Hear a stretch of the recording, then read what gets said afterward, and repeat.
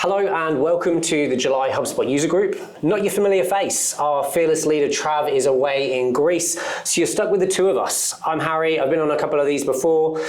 Some of you will met me. I'm one of the project managers or digital strategists. I've done some of your implementations. And beside me is Cassy, who some of you will also know from our wonderful YouTube shorts and how-to videos. Yeah, hi guys, how's it going?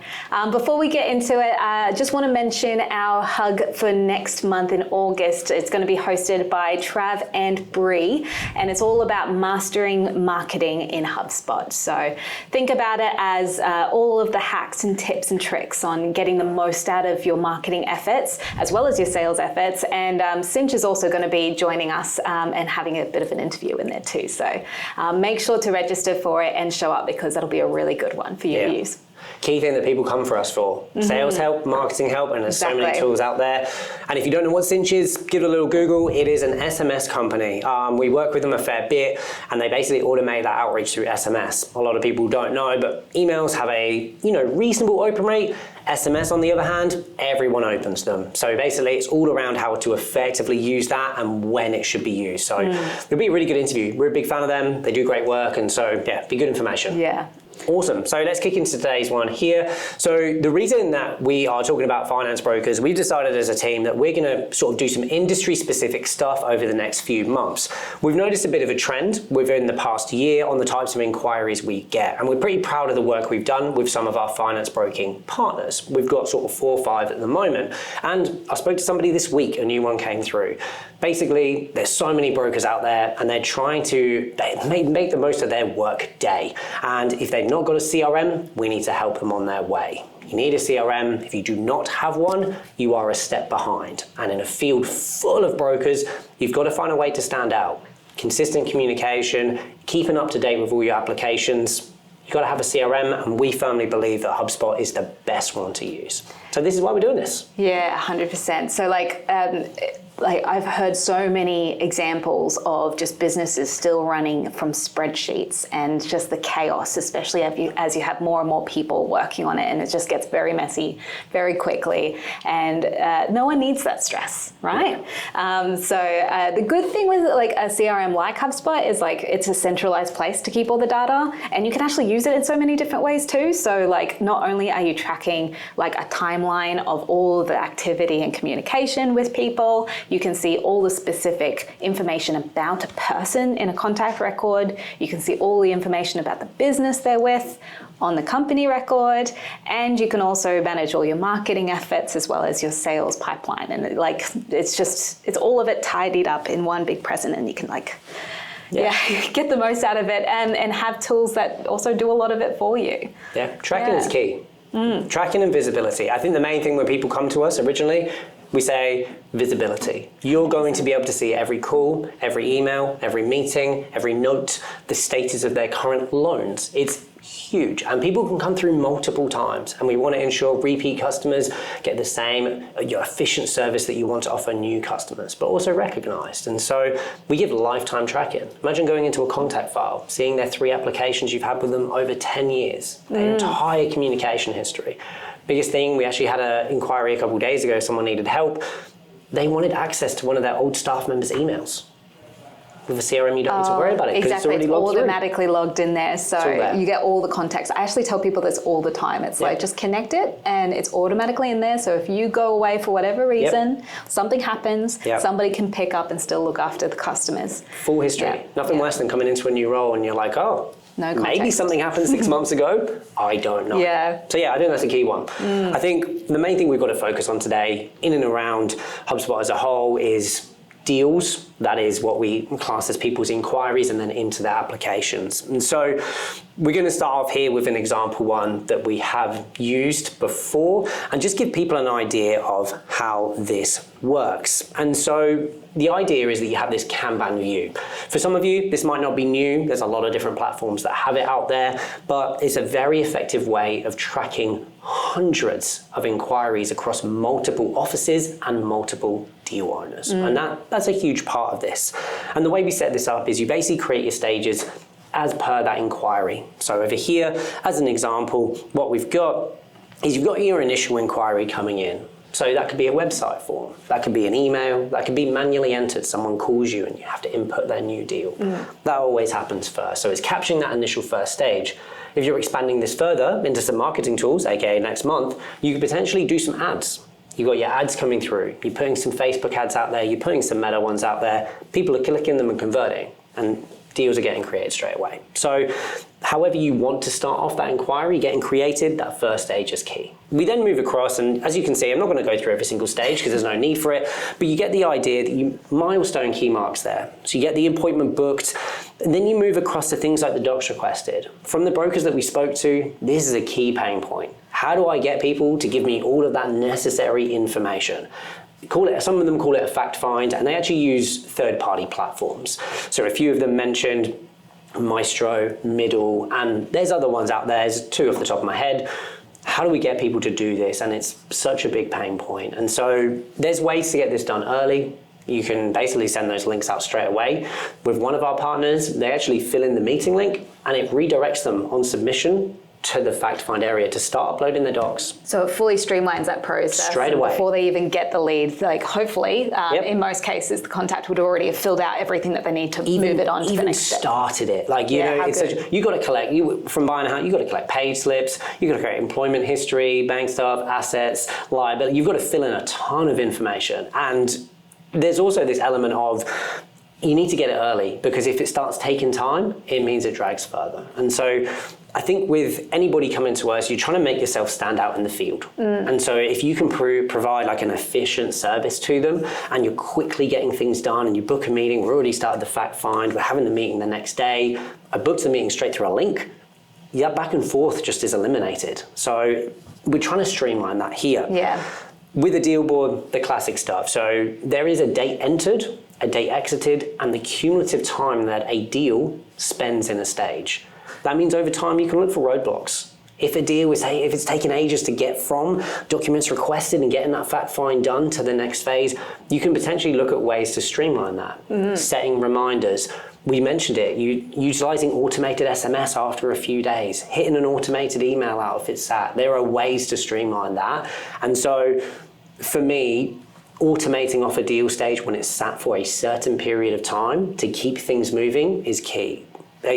Time is the biggest killer of 100%. Sales. This is what I love about like the CRM, because like all of this stuff traditionally, you would have to remember to follow up. And imagine if you're trying to do things at scale, you're growing your customer base, you're trying to like grow and get more customers on. You only have so many like human resources to do the work. Like it's very easy to forget about people. And you know, if you said you were going to follow them up and then you don't, like you've probably lost their business. Maybe. So if you can actually get the system to do a lot of that hard work for you, and even like, you know, make it really highlighted and say, hey, this needs to be actioned. Like when a human needs to get involved, like you're laughing. You got to use it, as you say, automate certain parts of it, or even just remind yourself, like a little task, hey, give this person a call. This is sat for 10 days. I think in these early stages from the brokers we spoke to, they set these at like 3 days. It's like, oh, I'm calling this person today. And they love that because it keeps things moving. And it also, you care. If they're reaching back out after a quick, I actually forgot to do this. They're reminding me like, let's keep this going. They're trying to get me alone as well. So, you know, it works both ways for that efficiency. With each of the deal stages as well, what's key, you can have lots of actions that take place. We mentioned a few there, but basically you can have actions that take place straight away. So a deal moves to a stage and maybe a thank you email gets sent. So one of the things we've done here, there's a strategy accepted. As soon as the deal moves to a certain stage, a little email goes out to the client, says, thanks for accepting the strategy. This is the next phase and it's going to take this amount of days. That's a really key part for me. When you're updating people in what can be a lengthy process, give them that time range. There's nothing worse than somebody calling you after 2 days and it's supposed to take 5. They've already jumped the gun. But if you can just give those service updates via an automated email that just say, hey, this will happen in the next 5 days, then it keeps people it keeps the ball rolling. They're happy and they're going, oh, I'm expecting this in 5 days. I'm not going to bug them after 2. Exactly. Even more time back. Exactly. Cool. So there's straight away stuff. You can add the delays in if something's, we call it deal stagnation, but if something's sat for X period of time, then you can notify the broker involved, but you can also then potentially, after a certain period of time, a team leader or a manager, especially if it's worth a certain amount. I think there's key parts there that every piece of data in here can be used in a filter, can be used in a workflow or reported on. And you can have views for like the individual broker, but also as a manager of like a team, you can see just your team as well. So you can like have your, finger on the pulse in terms of everything. And especially like I've seen plenty of examples of you have somebody that's out sick or something, and things will be getting assigned to them and opportunities, and you can basically divert them and make sure that everything keeps rolling smoothly. The classic deal owner. Go and find that person's deals and see if we need to help them along their way. At the end of the day, a company is built of a team. They need to work together. The only other thing to note, and this is actually something that came up this week when I was chatting to one of these new brokers that came through, and they were saying at a certain point, quite a lot of finance brokers these days use an offshore team past a certain point. So they get the initial sale done, and they might use an offshore team to then help with the application process. Again, that can, once you're in pre-approval, that's 90 days potentially that somebody has that pre-approval for. Trying to keep track of those after months can, get quite chaotic. You're trying to manage hundreds of people across 90-day terms. You've got to put these reminders in. And so one of the other ways we've used it is we have a sales pipeline, but potentially after a point, we then move into an application pipeline. So once they've gone, yep, I like your strategy. Yeah, I want to move ahead. That's when it enters that kind of going towards pre-approval. So lodging with the banks and getting the pre-approval, but then you potentially have that 90-day wait. And that's when they're going looking for a house, and it might not happen and they've got to come back again. So it's really good to keep track of those. So the way we've done it for previous brokerages, we split the two. Sales is one pipeline, and when it's one at this point, it then moves to the application pipeline. And the reason this is important is you've got those third-party platforms. So we mentioned a couple earlier, but we've had people use Sales Tracker, we've had people use BrokerEngine, there are people use Maestro, people use some other ones as well. There are plenty out there. And although none of them are native to HubSpot, I do want to make this clear, you do need a third-party integration such as Zapier or Make to link the two. We have very effectively built syncs. And so at a certain point, you can send the data over to a sales tracker or a BrokerEngine, create it for that offshore team, and then they can update it there, and then it actually updates back to your HubSpot. So although you're not in control of it and an offshore team is updating it on their side, the updates are reflected. Yeah, so you don't need to be questioning like what's going on with everything. You've got full visibility. I like that. Yeah, and again, if it's in HubSpot, you can set those reminders. So it's also, imagine somebody missed something in an offshore team, or they were away, or they forgot to do something. You can do the same reminders. So what we have is we have these triggers that we set up from Sales Tracker and BrokerEngine. And what they do is they just say, hey, when the status changes in this system, I want you to take that deal that I'm linked to and just move it as well. It's an exact mirror. The stages match. But what it means is potentially your offshore team, they don't want to be in HubSpot and BrokerEngine. It's a waste of your seats. It's a waste of your costs. Yeah, you don't want to double handle. Don't want to double handle. For sure. And for the sake of the small cost of middleware, have those updates pushing back and forward. So I think that's a key part of it. And again, whatever software you're using, just give a quick Google. Typically what I do is I take the software name, put Zapier at the end of it, or you can put Make, or there's lots of middlewares out there. There's Pabbly and the such, and you can check what's possible. The two that we definitely know work very well, Sales Tracker and BrokerEngine. So those work great. It has to be middleware, which means you have to be a bit proficient in it, but we've done it many times. It's very simple. It's trigger and action, which we're very used to. I think that's about it for the deal board. I think the only other thing I would say is conditional properties. Yeah. The more you get to know somebody, the more you learn about them. Yeah. And I don't think a deal should ever move stage without additional information being entered. Yeah, for sure. From when someone meets you to when they leave, you learn so much more about them. And the reason that this is key, we get to a one stage, wouldn't it be great to know more about the people that close? Who are they? Where have they come from? What's their job? What's their salary range? Hey, the loan sizes, what's our average loan amount? Because then if people are coming through, you can basically build an ideal customer profile. We've had many people come to us and say, it's all right, I've done it, this is my ideal customer. We go, okay, great. But would you actually like to know? Because this is an idea, but we can give you some data. Yeah, what does the data actually say? Sometimes it matches, and sometimes they've done a great job, but sometimes they're quite surprised, and they come through and we go, actually, your average loan amount is actually this much. So when people come through for this, and they come from maybe potentially this area, or this state, or this salary, or this job, that's who typically closes with you, and you're finding your ideal customer. And so I just think data's good over time. Let's see what people are coming to you for. Are they coming to purchase? Are they coming to refinance? Two very different pathways. Totally, yeah, totally different personas. And yeah. I would actually say, like, with the conditional properties, like, one word of caution I would say to people is don't go too crazy with how much you're trying to get at each stage, because I've been there, I've done it, and then, you know, in real day-to-day application, it then ends up being more taxing for somebody to get all of that, especially if it's all mandatory and you haven't learnt it, then all of a sudden people are not progressing things to the correct stages, and then you have less visibility on what's really going on. So just the critical things, if you can get anything, what are the 2 or 3 things for each major milestone through the process? I think you're correct. Max 4 or 5. I would say max 4 or 5. I have had some interesting ways. We'll touch on it a bit later, maybe jumping ahead.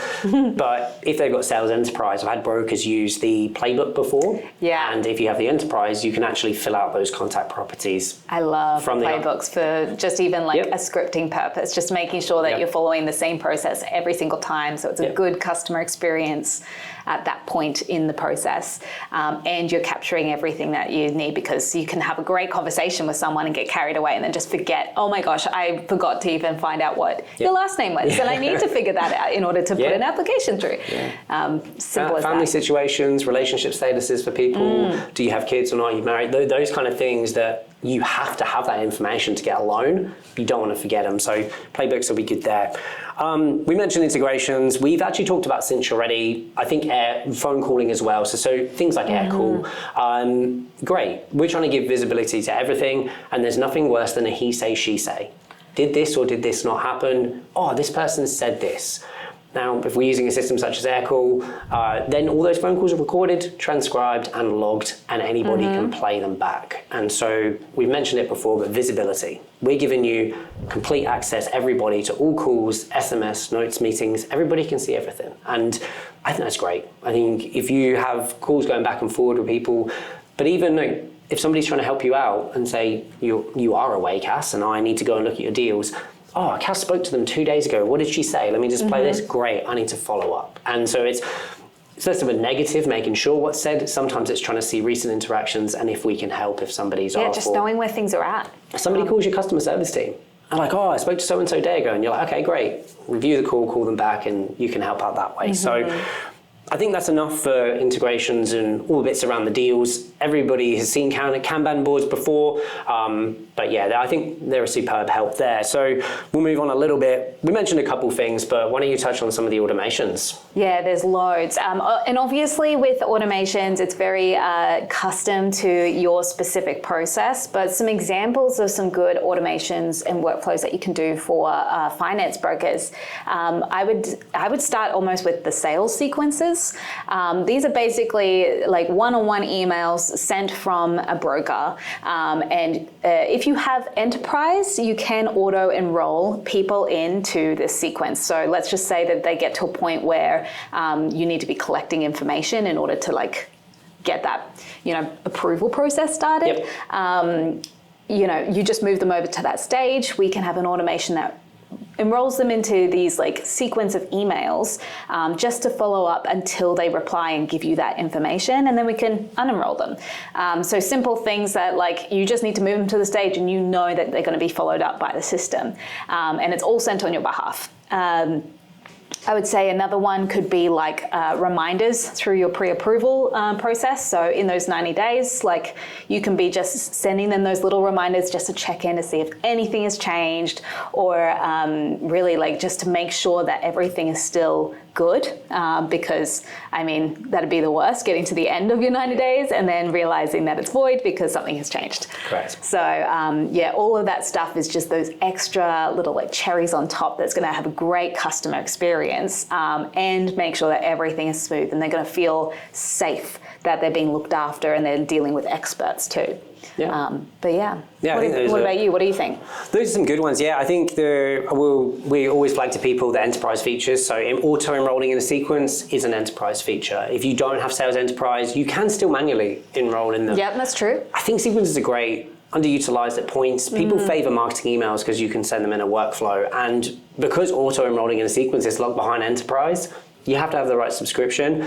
but a one-to-one email is, the open rate is just higher than a marketing email. I can send you a marketing email to remind you to give me your docs. It's still a marketing email. But that one-to-one that comes from me, and especially the way Sequence is thread, the replies thread to the original email, so it looks like you're replying. It's super personal. You've not even touched it. Yeah. You've walked away, you dragged them into the deal stage, and your sequence is just fired off. So, like super great ones there. It's your wording and everything. It's just it's like you've scheduled them ahead. Yeah, like, and you can URLs in there, documents in there. You can do all those helpful things. Same off the templates. I think the initial reach out, when somebody does inquire with you, like I said, they're probably inquiring to a few brokers. I think one of my key questions, I went through this process a couple of years ago, is like, I remember hitting friends like, have you got anyone good? Who do you use? Because there are so many. I have no idea where to even start. Yeah. And it's, they need to be efficient. You're trying to base it off Google reviews. I use friend recommendations, but the best thing you can do if you hit somebody is that quick answer back. So that thank you email that comes straight away with your meeting link. And if they haven't booked a meeting with you, the next day, hey, just checking in. That one-to-one email, maybe that sequence fires off. Just checking in, here's my meeting link, would love to connect with you, 15 minutes. And that would work perfectly for me as well, because like, I'm a busy person, so like... Cass is a busy person. But yeah, if they were like proactive and sending me a link so I could find a time that definitely works for me, and I obviously will know it works for them because they're showing me their available times. Perfect. I can like actually plan and prepare for it. I probably come with a lot more information that they probably need, and it'll probably roll that whole process a lot faster. Correct. In the description of the meeting link, you can put a description like what they might need for the meeting if they've got it. As I said, sales professional, you can redirect to an external URL. So for one of our teams, we have it going to that fact find straight away, saying, hey, log in here, start the fact find. They might not do it, but there's every chance they will, and they're ahead of the game.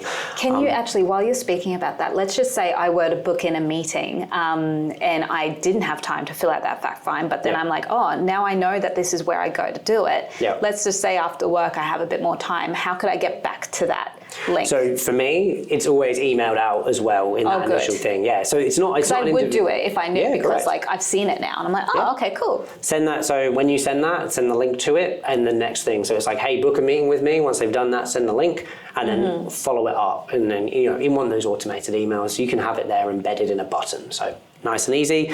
So next one I'm going to talk about lead scoring. And this is what we mentioned earlier very briefly, is trying to get that ideal customer profile down.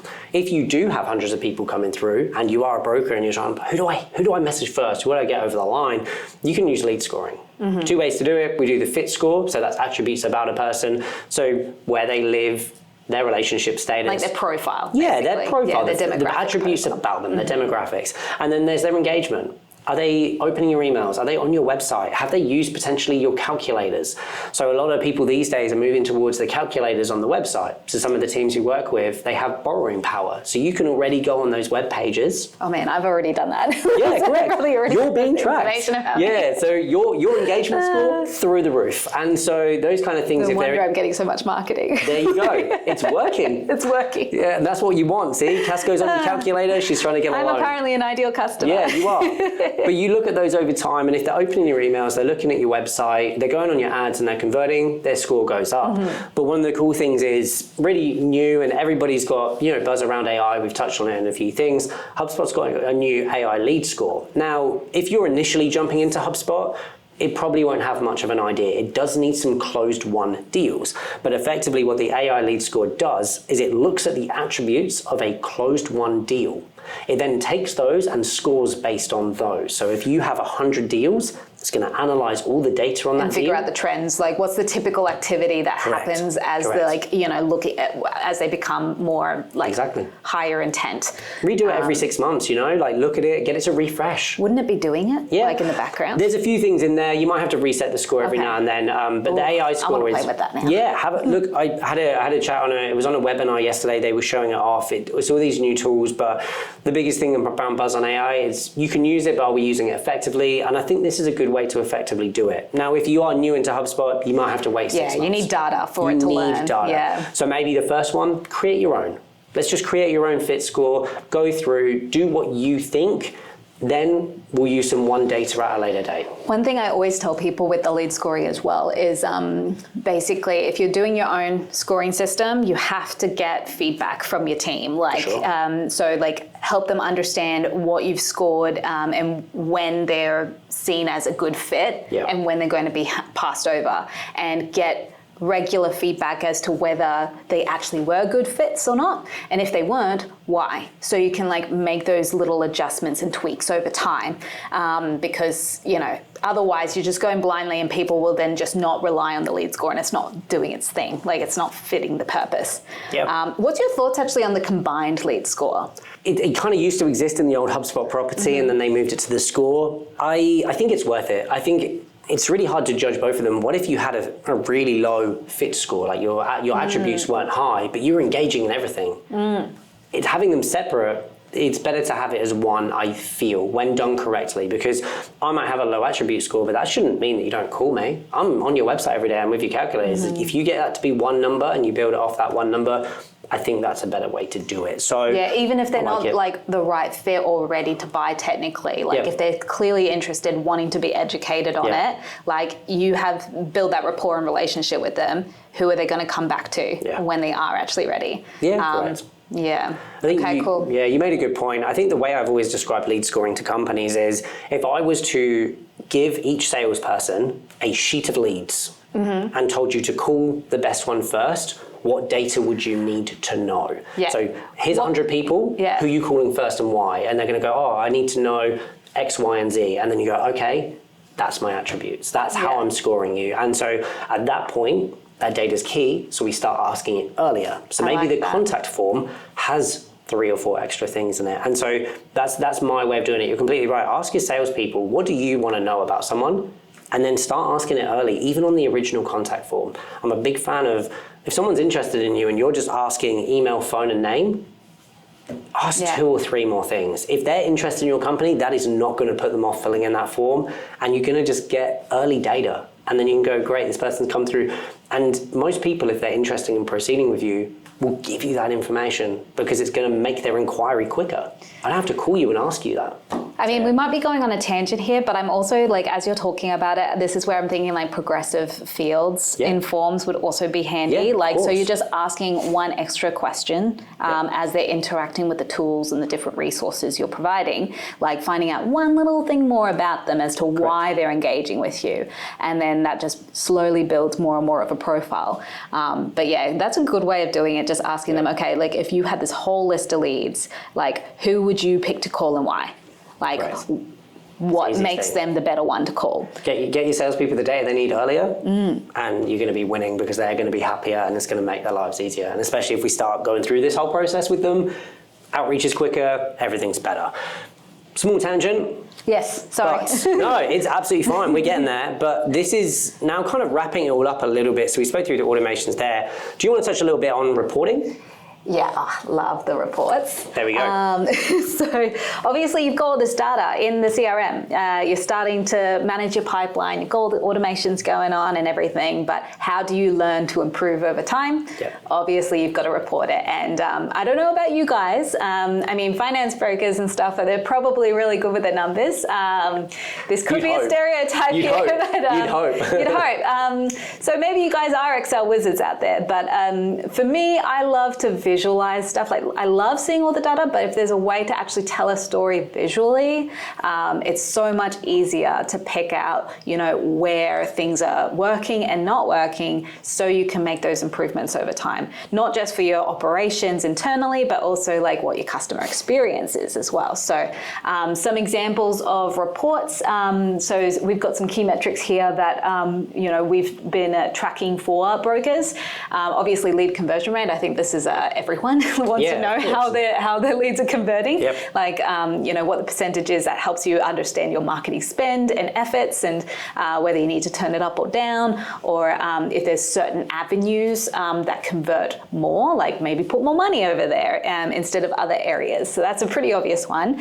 But time to settle is a big one as well. Like how long are your inquiries sticking in your pipeline before they actually get to a point where you can get paid. So like that helps you better understand your forecasting and the actual like, investment cost in terms of like running costs to, help look after these guys and give them everything that they need to get to that point. Settlement value, it's great to know what your average customer is worth to you and what they look like. Again, that's going to help with your lead scoring. Sure. And broker activity. Actually, talk me through broker activity on this one because you're a bit more familiar with the broker side of things. So yeah, we're just looking at activity reports. I think that's more for team leaders. I think if you're looking out there, you're trying to look at performance metrics. So everything you've mentioned there, you can then break that down by deal owner, and you can how many calls and emails and stuff they're doing each day. How many SMS calls, emails, meetings, notes, tasks. I think those are huge things because if you've got people really excelling and doing all of that, and some people not, then potentially as a team leader or manager, you can look into them and be like, hey, if you adhere and actually keep to this and do more of this, you're more likely to close your lines and get back to people. And it's trying, at the end of the day, we're all employees and there's a company reputation on the line. So if you are a broker working for a firm and you're a bit lax on getting out to people, it's only going to harm the broker's reputation. Do you know what, like, thanks for the context on that. I was just like trying to figure out what that term meant, but that reminds me of, I actually used to do this all the time when managing a sales team, is those activity rates, is actually understanding like on average, how many calls does this person need to make each day in order to have a new opportunity show up, like the conversion rate from the very beginning. Like, okay, if you want to close this many deals, it's going to take you this long and X amount of opportunities in your pipeline, which means to create them in the first place. Like you're reverse engineering it almost. Yeah, for sure. So it's like actually like, and you can do it by individual too. So you can see like this person might need to do 10 calls a day to find X amount of opportunities to keep their pipeline full and make sure that they're always hitting their targets, and so on and so forth. But if somebody wants to like over excel and maybe I want to settle like, $100 million, billion dollars. Like you can reverse engineer that based on your track record and activity of going, okay, in order to do this, this is how much activity actually needs to happen to realistically get based on my average conversion rates. Completely correct. Yeah, it's actually amazing what you can do, but you need the data in the first place. So again, you need to be able to make sure that all of those calls and emails are being logged and tracked. Sure. And then you could have a whole dashboard of just activity metrics. That's weekly, daily, monthly. I think the thing is, at this point, like you mentioned, if you are collecting data already, we talked about conditional properties. I think any data you're collecting, at some point, you should analyze. And even in, like we mentioned, maybe some relationship status or number of kids, even those basic things that you collect about people and are mandatory, still reporting it. It might not be the most deep, granular insight you'll get, but it will give you something if you can see a trend. So any data you collect throughout that sales process, I would always analyze. It doesn't need to be a daily analyze, but 6 months, every 6 months or a year, take a look. And I would say even like look at against all your different brokers too, like see, is this broker closing more couples and families than this broker that's closing more singles or retirees and stuff? You can actually start figuring out who their typical market that they're clearly resonating with and they have way better rapport with. So if they're going to have a better experience and bring them to the end of settlement, then send those people that way. Route them early. Yeah. And if you collect that information on the first form, route them at that point. And that is kind of all looping back together now, which is nice. I think, like you said there, the reverse engineering is great. If we're a broker and we've got an average settlement time and settlement amount, a new broker could start in your company and you can go, look, this is our average settlement time. This is our average settlement amount. This is how many on average calls you need to do, exactly as you said. Give somebody a benchmark from day one. It's so daunting starting a new job. And we might come in and be like, if you do this consistently, day in, day out, you will succeed. It's a good base to give people. So there we go. I think that's probably it for reporting, really. Yeah. I think reporting is the biggest black hole in HubSpot that you can just jump into. Every piece of data can be reported on, but we've given you some ideas there. I think some other funnel reports where you look at conversion between the stages where people are dropping off.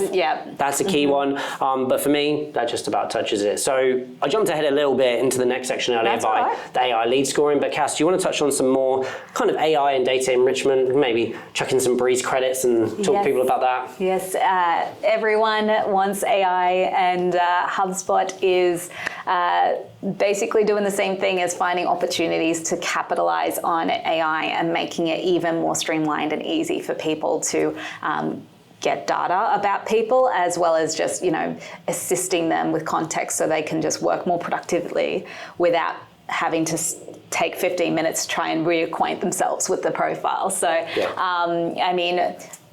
HubSpot's not alone with it. A lot of the integrations also have their own AI tools and stuff in there too, but call summaries are a big one that I really like. Historically, I remember having to go through calls and actually listening to it and skipping through bits of the recording to try and capture key bits. But the call summary, it now just summarizes what happened in the call. It actually negates the need to even chuck in notes too. So that's even more time saving. So I really love that. I wish they had that way earlier. Email drafting. If you guys are using Google, they also have the same thing going on Straight there. away. So I've become so lazy. You just click the button and it just whips it all up. I'll click the button every time. I'm not ready to do it yet. You're not ready? I'm not ready. I'm a changed man. After it takes me 2 seconds to reply to somebody's email. Obviously, some of them need context, but a generic one, chuck that in, insert a meeting link, out the door in 20 seconds. So I'm a big fan of that one. Data enrichment's a big one as well, I would say, because especially if they're bigger companies or people that have presence online, data enrichment can go and just scrape some information off the internet to fill out some typical stuff. Obviously, you got to take everything with a bit of grain of salt, because who really keeps their Facebook up to date every single day? I know it's not me. I don't think. No. The last time I posted a photo on Instagram was maybe 6 or 7 years ago. So but at least it gives you something, especially when you're working with a database that isn't fully filled out yet. So some context is good. And even just finding out something that could have happened recently, it's a talking point. So when you call them, it might look like you've already done some research. And that's those breeze credits. So if you do have a HubSpot portal, you'll notice now that every month you get a set amount of those. And basically what they do is you can choose the rules to when you enrich people. And you can kind of enrich the data once, and then it does it every month, it refreshes it. And so you pay for the first one, but then once you have enrolled somebody, that update is free. So you can use those credits as you I was worried that those credits would go be through. chewed up. I know we did a few, and those credits start going down, but you can set the criteria. So potentially somebody that fills in your contact form, you might enrich their data and their company data, and then it's going to update over time. And like you say, it's just going to give you a small edge when you're first reaching out. And sometimes it might not find much, but sometimes it might find some really valuable information, especially like company domains there and a bit salesperson. And maybe this is relevant for brokers or not, but just generally enrich some records, find about as much person as you can, especially if they inquire to you from a company email address, then there's opportunity there. But you'll see it in your HubSpot profile. If you click in the top right, what you've got then, it will go down and it's actually got your credit limit. So top right, click on your portal name and it says your credit limit straight there. And so that is yours every month. It resets every month. It does not roll over. So use it or lose it. And go into AI settings to do that. And I would say, why not? Turn it on. And then there's a little button so you don't go over your credits and you don't get charged. Just turn it on. It's going to give you a small edge. There's even AI stuff that you can do just using HubSpot as well. You don't need to be, again, a HubSpot wizard to be able to, put things together. And I wish it was here earlier, but you can even ask AI to generate a list of people based on that meet this criteria. So if you're not very good at actually using all the filters and stuff, you can just say, hey, I'm looking for this kind of people. And then it can whip up a list for you. And it's a great way to actually learn how to, filter and segment people as well. So I would say that's really great for brokers looking for a very specific set of people within their opportunities. And Breeze Copilot can just go whip that all up for you. Right there, a little bit of co-piloting and just ask it, see what it can use. As you say, we're not saying you need to base your whole day around it, but just use it where you can. I think that's just a key element of it, but you're completely right about segmentation. Go and take some of your opportunities that didn't close and maybe were worth a certain amount and just send them a reminder email, touch base with them. Maybe their pre-approval expired. They didn't choose to go back in it and you're like, hey, do you know what? We're going to touch base with them in 6 months. And they may be like, hey, we were just about to start the journey again. Yeah, XYZ, please lodge this and let's get this resubmitted. So the re-engagement. Maybe there's even legislation changes. Correct. Or different, benefits or schemes that are coming out in a certain localized area. You can just quickly find anyone in your pipeline that is in that area that could be eligible for it, and then just send something out to them to get them to like pull the trigger now. Yeah, for sure. Simple as that. I mean, like we say, these Queensland rules are changing on August 1st for sellers and mandatory documentation. So there's always compliance stuff changing. And so even just information around that can go out to people, because typically you're buying a house, you're selling a house, and that change. So if you're hitting those people, re-engaging them with useful information, compliance stuff, changes in laws, most people, not all, but most people are selling a house to buy another one. So they need to know both sides of the coin. It's still a little bit of that. We are almost at time. So do you know what? We've got a quick hit list, Cass. HubSpot hidden gems. Yes. We'll do one each because we'll get through a few of them. These are just additional sales features. So we touched on the first one already, so I'll quickly knock that one out again, but that's playbooks. Sales professional feature, basically a call script. You can have text around it, questions, mandatory, non-mandatory, and you can actually have objection handling in there as well. Yes, you can leave notes for people. Hey, if they say this, say this. And as noted earlier, Sales Enterprise, you can actually get the answers, a drop down in their answers to fill out a property on the contact or deal wherever you're filling that in. Yeah, it's automatically building out the profile for them. So I think we've actually touched on the next one as well. We've also touched on sequences, yes. You can set up a whole thread of emails that for a very typical process and have it sent as you, and just basically whenever somebody meets that trigger, you can just go cool and roll them in that sequence, and now they can get all this education related specifically to the thing that they're talking about and that they want, and I don't need to do a thing. 5,000 email templates. Please use them. The typical in every portal is 5,000 email templates, and email templates form the backbone of those sequences. And there's also thousands of sequences you can have. So utilize them there. We mentioned them briefly today. The next one is meeting links. I think that's one of the key parts. There's nothing worse than going back and forth with somebody. What time are you free? Are you free on this day? No, not this day, not this time. Send me a meeting link, get them to book directly in there. And also, sneaky other thing, the back end of a meeting link, you can update the form, so you can collect some more data. So even if you don't want to ask those questions, even if you're not comfortable doing it on your contact form because you just want people in the door, that meeting link, you can then ask some of those maybe demographic questions. So, and people would expect that because they need you need some context to be able to give them real answers in that first call as well. So they're more than happy to provide that information. Awesome. Custom objects are pretty cool. So depending on whether you want to track applications completely separately, maybe not in a sales pipeline, especially if there's multiple applications that somebody might be going for. You could even set that up as a custom object. How else would you use custom objects for finance brokers? I think that's probably the main one. As I say, we've put it together in different pipelines before, but HubSpot's got a few objects out there, but the custom ones, they have API, which means that you can use the broker engines and the sales trackers from your middleware to create them and update them. Some of those new HubSpot objects, listings, services, and appointments, then they don't have an open API. So they're not available as API, and you can't API to them. So they're kind of there, but they're not usable. So they're an enterprise feature. Maybe you want to track applications that way, up to you. The next one I quite like, we've mentioned it before, but forecasting and goals. Those sales teams, those sales teams, but imagine having to wait to the end of a month as a sales manager to be like, we'll see what happens. So I kind of have this in there. I think it's great. I hope nobody's doing that. Oh my gosh, that would give me anxiety. Yeah, we hope no one watching. We hope no one watching this is doing it. But there is within the sales role, if you've got a sales seat, you can do your forecasting. It's a whole area, and each week you can just go in and say, right, what do I think is going to close this week? And you can do that based on. I would focus that on sales rather than applications. Applications are kind of out of your control, but your new inquiries, you can have that pipeline. So you can basically say, I'm going to commit this one should move forward this week and or stuff. This month. But you can, even if it's a monthly forecast, you could update that monthly forecast weekly based on what you know. Things change over the week. New inquiries come in. Somebody might call you, book the appointment, do your fact find, and straight away they're moving ahead of someone else. And now that's opportunity for you to go further. And you can set up goals. So you can set goals for your staff. So those brokers can have sales targets to meet, either revenue or closed deal related. So I think that's a good one. Yeah, that one is good. Another one would be ads. So if you are doing ads, you'd be crazy not to be connecting it into your CRM as well, because you can track all of that activity and actually see who actually came in from ads and where they converted. You can see how much you've spent per month and how many not only new contacts, but also one deal or settled clients you've got. So you can actually put a return on ad spend. Like, huge.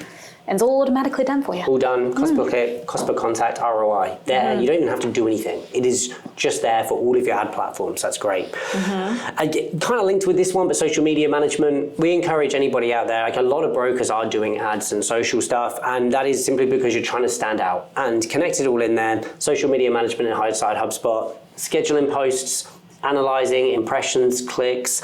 They've got the beta to reply back to comments in there as well. As you say, why would you not have it in there? It's there, get your impressions. Speaking of social media management, we've also got content remix, which is pretty cool because like you just create one piece of content to put on social media and then you can just hit go and it will like readjust it for all the different channels that you have too. So I don't know about you guys, but if you can get all of your different brokers connected in HubSpot, you can have one person managing their social media presence and really bursting everything out to all of their networks, which is just so much more exposure. But yeah, that one should definitely be used. We say to people all the time, the lady behind the lens here, Chloe, we have one person here who manages our entire marketing. Thank you ads, for keeping me socials. looking active on LinkedIn. She posts on our LinkedIns. Everything is managed by one person from remix tools and all these other bits. So you can make a solo marketer seem like a team by streamlining their job. So content remix there. I'll touch on last few here. HubSpot mobile app, just because we know you brokers are on the move. HubSpot has its own mobile app. You can do everything from deal movements, changes, updates. You can do it in the mobile app. So we just want to make you aware of that. Download it, use it. It's basically HubSpot on the go. Why would you not? You don't need to go back to your laptop. And then you've also got feedback surveys too. Huge. Yeah, massively. If people go with you or not with you, send them a survey and just see how do we go? What's your feedback so you can grow and be better. Yeah, we've said this already, in a field full of brokers, you're trying to stand out. And if you can get some feedback to improve, as you say, maybe they didn't go with you. What could we have done better? Exactly. Find out, hey, you weren't as quick to respond, you didn't do this. There's some things there around that. So HubSpot surveys. And the last one I'll touch on today is just maybe the use of HubSpot forms. We found that brokers have lots of referral partners. There's nothing worse than receiving an email and have to then manually type it in. So the way we've done it previously, we have a form per partner that is shared to the partner and they fill it in and it creates a deal in the HubSpot. Why would you not use this? There's nothing worse than getting all this information in. They've typed it. They might as well have typed it into a form and it's attributed to them. Yeah, double handling again. Correct. Cut it out. This referral source is that company, and then you can count their referrals over time. So huge one there. If you have a referral partner, force them to use a form. Totally. So there we go. Yeah, easy. Right, Cass, I think it's there. We're going to give kind of people a bit about compliance here. We just want to touch on this. Broking and finance is very important out there, and there's lots of rules to go with. So we do want to make it clear that while HubSpot does provide robust tools and features to support compliance, there is no direct confirmation that it does fully meet the requirements of any of the ASIC, MFAA, FBAA, or ABRA. I have no idea what those...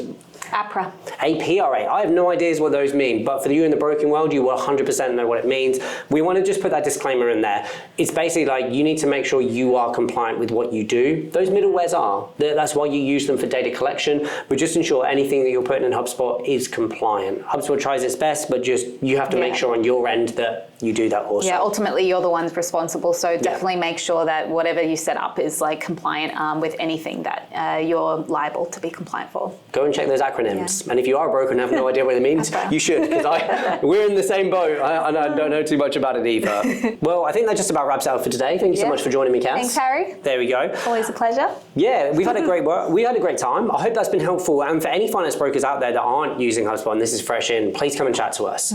Go on our website, fill in the contact form, book a meeting with myself or Trav, and we'll chat you through those first steps. There's even HubSpot Starter, which is $100 a month sometimes for people. So just getting even some data in a CRM to start with, we'd recommend it. And if you are a broker and don't have a CRM, I'm sorry to say you are a foot behind. You're not going to be able to keep up in the long run, so let us help you do it. Most importantly, August 21st. Yes, don't forget our next hug with Trav and Bree, all about marketing. So definitely register for it. You finance brokers can also capitalize from all these tips as well, especially if you're looking to promote and get more inquiries in through paid ads. Marketing could be your best friend in HubSpot Ads, socials, email campaigns, nurtures. They're going to probably touch on it all. I don't know the full script yet, but very recently our last hug was sales. Now we've done the finance broker broken one and we're going back to marketing. We're hitting those key people out there. I mean, every business could get good tidbits out of it. So. Every business, but finance brokers, if you go watch all 3, we should be able, that's been a good cover there. The link for the next hug will be in the description below to go and register for the event. Please go click it. Tickets are always free. And even if you can't miss it, we send out the recording. So just go register anyway, and you'll get that recording into your inbox afterwards to go and watch. We love doing these. We're here every month. We're here to help. So yeah, thank you so much for joining us today. We look forward to chatting with you soon, and happy HubSpotting. Oh, sorry. I was like, what are you talking about? She does it every time. Happy HubSpotting.